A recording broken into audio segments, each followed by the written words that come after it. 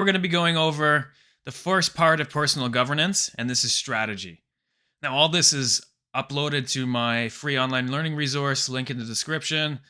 If you're interested, there's discussion on what's going on and a template and a worked example, but I'm just going to be going over the framework today.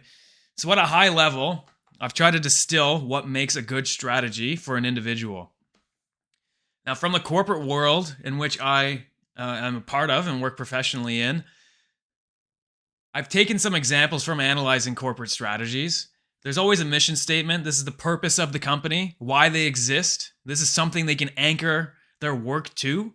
Because if you have a company that you don't know what you're working toward, it's very difficult to actually know what you should be up to if you don't know what the end state is.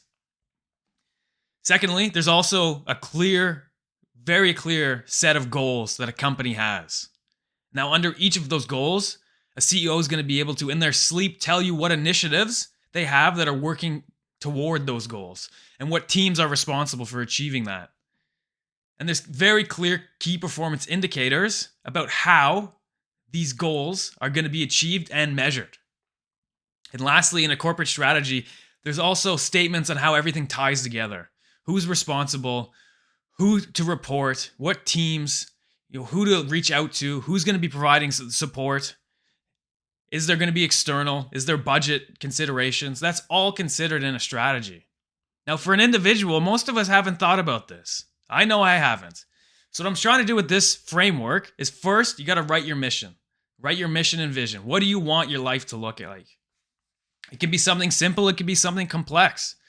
And it can change as you develop through this personal governance journey. My mission is to be healthy, wealthy, happy, and successful so that I have time to spend with those that I care about. That's it. That's really simple. Now, to achieve that, what do I want to do?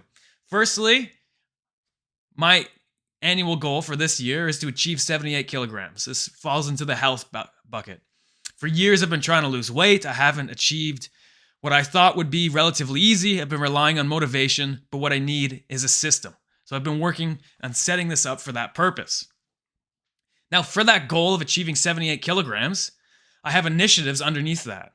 For me, this is going to be going to the gym 3 times a week and increasing sets or weight at each one of those exercises every week. I also have a running target, running at least 40 kilometers a week. I have a diet requirement. So this is essentially making sure I'm eating meat, fruits, vegetables, and avoiding processed foods on a daily basis.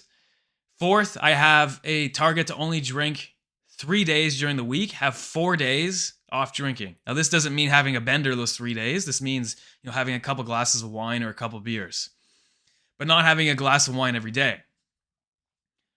Now, my key performance indicator for this is my weight. Obviously, it's very easy to track, or you could do body fat percentage, or you could do measurements of certain parts of your body. Now, finally, in the system, in the strategy, I write out how I'm going to be monitoring this. So I have in my strategy, it's going to be a Google Sheets document with one tab dedicated to daily tracking against my initiatives, a second tab dedicated to monthly collation to compare against targets, and a third tab, which is a nice dashboard, which can be used for a report on a monthly basis to my accountability partner. I also have a risk and mitigation section. So first risk I've identified for myself is running. Sometimes I get injured. What happens when I get injured? So I've identified that I'm going to hop on my bike and replace my running with cycling if I do get injured from running. So I don't have a few weeks of feeling bad and sorry and falling off progress. I have another risk that if there's a financial shock or a very unexpected expense that comes in my way, what am I going to do?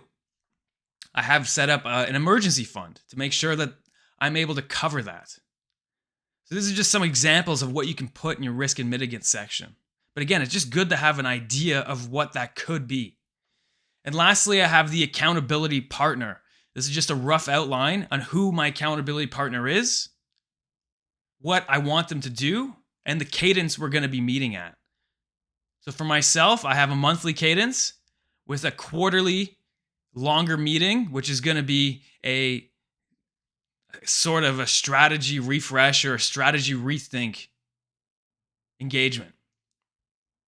So with that, you can see it's a very structured way to set your year up. And there's checks and balances built along the way. So if you follow this strategy framework, I believe you will get an effective 1-year plan, 1-year strategy to actually take you from point A to point B. Now, if you want to take a look at this picture, or if you want to see the template file I have linked in the description, free learning resource that I've put together, primarily for myself, because let's be real, I haven't even done this yet. But what I have done is I've worked in corporate governance, and what I'm trying to do is take from the corporate world and bring into my personal life.